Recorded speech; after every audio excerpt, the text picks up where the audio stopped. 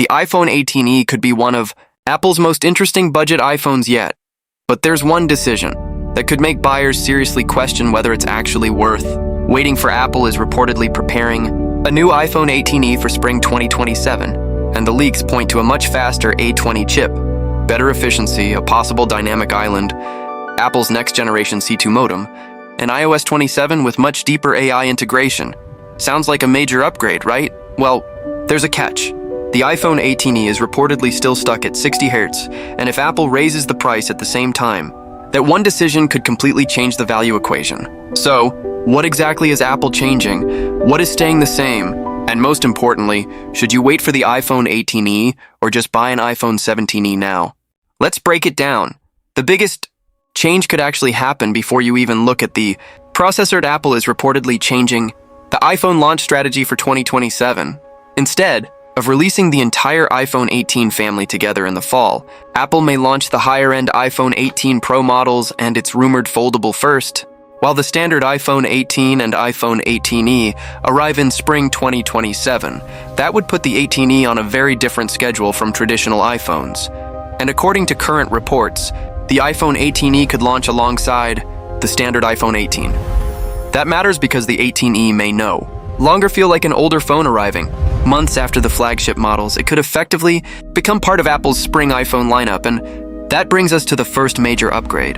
Performance. The iPhone 18e is expected to use Apple's standard A20 chip, not the A20 Pro, the regular A20, but here's why that is still important. The same generation of chip is expected to power the standard iPhone 18, meaning Apple could be putting a surprisingly powerful processor inside its entry-level model. The A20 is expected to move to a 2-nanometer manufacturing process, which should improve both performance and efficiency compared with the A19 in the iPhone 17e. We obviously don't have final benchmarks yet, so any exact performance number would be speculation. But the direction is clear. The 18e is expected to get a major silicon upgrade rather than simply repeating the previous generation with a slightly faster version. And there's another interesting detail. Some reports suggest the standard A20 used in the iPhone 18 and 18e could have the same number of GPU cores. If that ends up being accurate, Apple may not heavily separate graphics performance between the two models. For gamers and creators, that could make the 18e much more interesting, but performance isn't the only reason to care about. The A20 point efficiency may actually be the bigger story, because Apple is also expected to introduce its C2 modem, and when you combine a more efficient 2-nanometer chip with a newer modem, the potential benefit isn't just faster benchmark scores. It could mean better power management, lower heat, and improved battery endurance during everyday use. That could be especially useful for people who spend hours on 5G, navigation, video calls, social media, and streaming. But don't expect Apple to suddenly turn the 18e into a battery monster. The physical battery is not expected to dramatically change. Instead, the smarter strategy appears to be getting more battery life from the same general hardware footprint, and that's actually a much more useful upgrade for everyday buyers. Now, here's where things get controversial. The display. The iPhone 18e is reportedly expected to keep a 6.1-inch OLED display. That part isn't surprising. The problem is the refresh rate. According to Digital Chat Station, the iPhone 18e is expected to remain at 60 Hz, 120 Hz, promotion.no, always on display, and that is a big deal in 2027. Apple's premium iPhones have already made 120 Hz feel normal, and competing Android phones around this price range have been offering 90 Hz and 120 Hz displays for years, so imagine paying potentially more than $599 for a brand new iPhone in 2027 and still seeing the same 60 Hz scrolling experience. For basic tasks, 60 Hz works, messages work, YouTube works, Instagram works, photos look good. But once you've used a 120 Hz phone for a while, going back to 60 Hz is noticeable. Scrolling feels less fluid, animations feel less immediate. Gaming can feel less responsive, and that's why this could become the biggest weakness of the iPhone 18e. But there's another display-related change that could make the phone look much newer. Dynamic Island. The iPhone 18e is rumored to finally replace the old-style notch with Apple's Dynamic Island design. This is especially interesting because similar rumors appeared around the previous E-series model and didn't materialize, so this time, we should still treat it as a rumor rather than a guarantee. But if Apple does make the change, the 18E would visually move much closer to the rest of the modern iPhone lineup, and that could be a bigger upgrade than it sounds. For someone coming from an older iPhone with a notch, the phone would immediately feel more modern. You would also get Apple's dynamic island interface for things like timers, calls, media playback, and live activity, so the front design could finally stop making the entry-level iPhone look like the cheaper model, but Apple may still keep the physical design very familiar. The overall shape is expected to remain close to the previous generation. That means don't expect a radical. Redesigned Apple's strategy here appears to be simple. Keep the proven chassis, upgrade the internals, modernize the front, and spend the money where it matters most. The camera strategy looks similar. There are no major camera hardware leaks suggesting that Apple is about to give the 18E a completely new camera system. The expected setup remains a single 48-megapixel fusion camera on the back, paired with a 12-megapixel front camera. And honestly, that makes sense. The iPhone 17e already has a capable 48-megapixel fusion system, including high-resolution photography and a 2x optical quality option. For the 18e, Apple may focus more on computational photography than adding extra lenses. That means the biggest camera improvement could come from the A20 and newer image processing capabilities rather than a completely new sensor for casual photography, social media, and everyday video. That could be enough. But if you are a serious creator who needs an ultra-wide camera, advanced zoom, or a more flexible professional setup, this is where the E-series still has an obvious limitation. And then we have storage. This is one area where Apple could make the 18e very attractive. The iPhone 18e is expected to start at 256 GB with a 512 GB option. That would be a big deal for buyers who record lots of 4K video, download games, store photos locally, or simply want to keep the phone for several years. The current iPhone 17e already starts at $599 with 256 GB of storage, according to Apple's official store. So the question is not whether 256 GB is possible.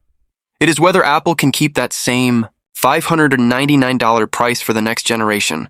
And this is where things get complicated. Apple hasn't officially announced the iPhone 18e price, but price increases are a real possibility. The current 17 starts at $599 for 256 GB and $799 for 512 GB. And if Apple raises the 18M by even 50 or 100, the buying decision changes. At $599, the 18e could be an extremely attractive entry point into the Apple ecosystem.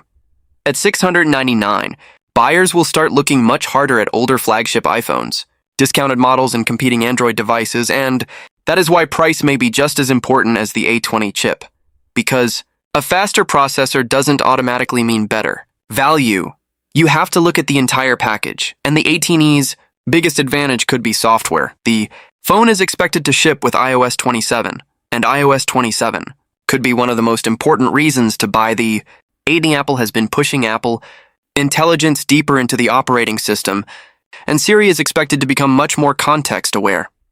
Instead of simply answering basic questions, Siri is moving toward understanding what is happening on your screen and taking actions across apps, photos, messages, mail, shortcuts, and other system experiences are also getting deeper AI integration. For the 18e, this matters because Apple Intelligence requires capable hardware. The A20 could give the 18e enough processing power to remain useful for years as Apple's AI features become more demanding.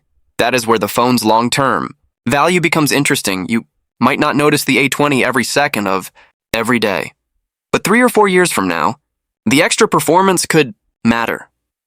Apps will become heavier, AI features will become more advanced, games will become more demanding, and the processor you buy today determines how well the phone ages. That makes the A20 one of the most important upgrades in the entire 18e. But should you actually wait? If you're using an older iPhone and your current phone is becoming slow, the battery is dying, or you're running out of storage, waiting for the 18e could make sense, especially if you can hold out until spring 2027. You could get a newer chip, better efficiency, potentially dynamic island, 256 GB starting storage, improved AI capabilities, and a newer modem. That's a pretty strong package. But if you already own an iPhone 17e, I would not rush to upgrade. The difference probably won't be dramatic enough. You'll still have a 6.1-inch display. You'll probably still have a 60 Hz refresh rate. The camera hardware may remain very similar. The overall design could remain familiar. So if you already own the 17e, the iPhone 18e looks more like a refinement than a revolution. And then there's the 60 Hz problem. This is the one feature I would personally watch most closely before buying. Because if Apple launches the 18e at a higher price while keeping 60 Hz, the phone's value becomes much harder to defend. On the other hand, if Apple manages to keep the starting price around $599, gives it 256 GB, adds Dynamic Island, A20, C2 and strong AI support, the 18e could still be one of Apple's best value iPhones. So here's the bottom line. If you're coming from an older budget iPhone, waiting for the iPhone 18e makes sense. The A20 chip could deliver a major performance and efficiency jump. The software will be newer. Storage should start at a very comfortable 256 GB, and Dynamic Island could finally bring the E-series design into the modern iPhone family. But if you already own an iPhone 17e, don't upgrade automatically. The improvement may not justify the cost, and if Apple keeps the display at 60 Hz while increasing the price, that could be the deal breaker. The iPhone 18e is shaping up to be a very interesting phone because Apple seems to be giving buyers something they actually need: more performance and better long-term software support, while still protecting the features that separate the cheaper iPhone from the premium models. So my recommendation right now is simple. Older iPhone? Wait, iPhone 17e? Skip the upgrade unless the final specs surprise us.